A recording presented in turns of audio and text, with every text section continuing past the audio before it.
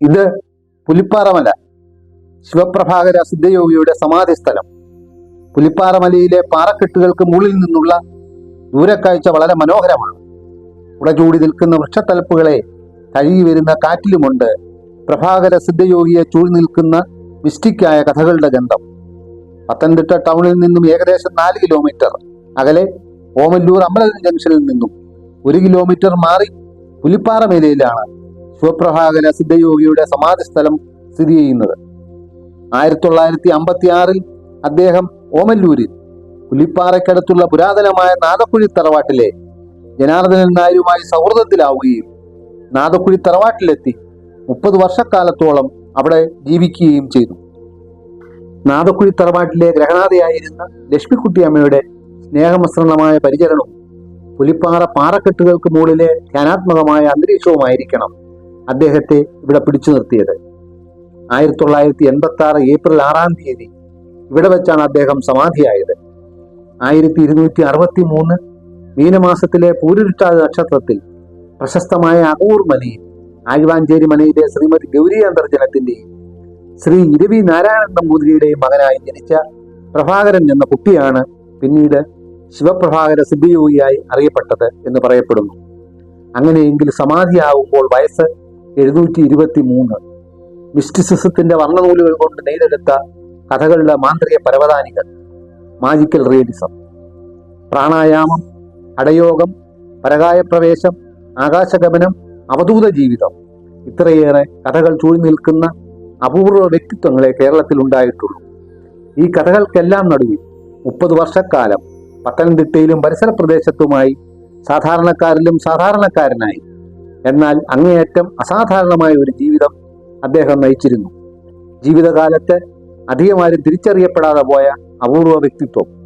ഒരേ സമയം വളരെ വിദൂരങ്ങളായ പല സ്ഥലങ്ങളിൽ അദ്ദേഹം പ്രത്യക്ഷപ്പെട്ടതായും ജീവിച്ചിരുന്നതായും ആളുകൾ സാക്ഷ്യപ്പെടുത്തുന്നു. റഷ്യയിൽ, തമിഴ്നാട്ടിൽ, ഹിമാലയത്തിൽ, അങ്ങനെ പല സ്ഥലങ്ങളിലും മിസ്റ്റിക്കായ കഥകളുടെ പെരുമഴ.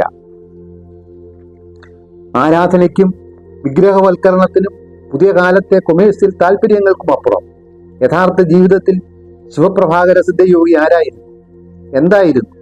രേഖപ്പെടുത്തേണ്ടത് വരും കാലഘട്ടത്തിന്റെ ആവശ്യമാണ്. ഭാരതീയ ആധ്യാത്മിക പാരമ്പര്യത്തെക്കുറിച്ച് അന്വേഷിക്കുന്നവർക്ക് വെളിച്ചം വീശാൻ ഉതകിയേക്കാവുന്ന ചില ജാലകങ്ങൾ തുറന്നിടുക മാത്രമാണ് ഈ പ്രോഗ്രാമിന്റെ ഉദ്ദേശം.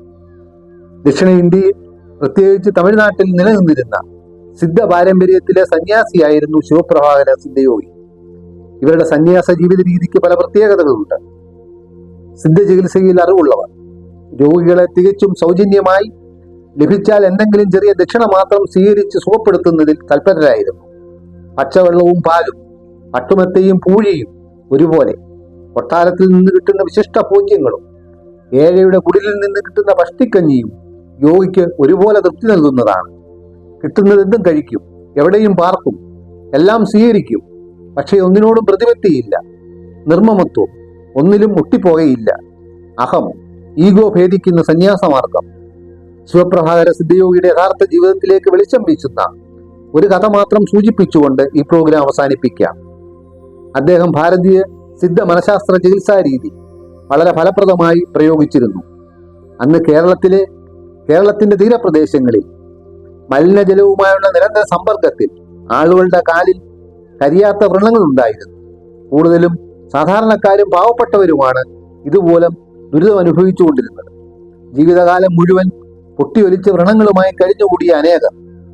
ആലപ്പുഴ, കായംകുളം, ഓച്ചിറ, കരുനാഗപ്പള്ളി ഭാഗങ്ങളിൽ പ്രഭാകര യോഗി ഉണ്ടായിരുന്നപ്പോൾ കരിയാത്ത വ്രണങ്ങളെ ചുംബിച്ചുണക്കിയ സിദ്ധനായിരുന്നു. സാധാരണക്കാർ അദ്ദേഹത്തെ പുണ്ണുനക്കി സ്വാമി എന്ന് വിളിച്ചു.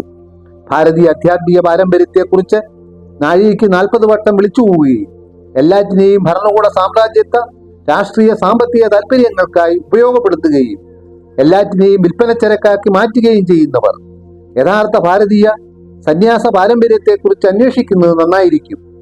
എന്തായാലും കാലം ആ കർത്തവ്യം ഏറ്റെടുക്കുക തന്നെ ചെയ്യും.